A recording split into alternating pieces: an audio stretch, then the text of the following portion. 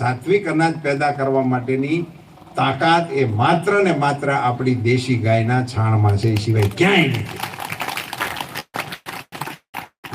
ગિરીશભાઈ કહેતા હતા કે અમે છાણ આપીએ છીએ, એ અમને ખડ આપશે। હું ખીજાણો, મેં કીધું છાણ નો અપાય નથી, મફતમાં અપાય છે, તો કિંમતી ચીજ છે।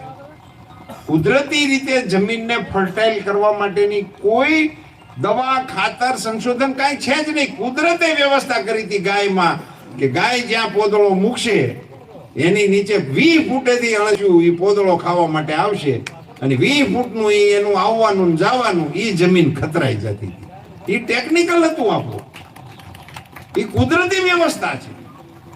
એ જમીનને ફળદ્રુપ બનાવે, એ એમાં કાર્બન એડ કરે। અને તમારે અખતરો કરવો હોય તો કરજો, તમારે 5 બાય 5 નો ખાડો કરવો, એકેય અળસિયું ન જડે, એ ખાડાને કાંઠે ગાયનો પોદળો મૂકી આવો।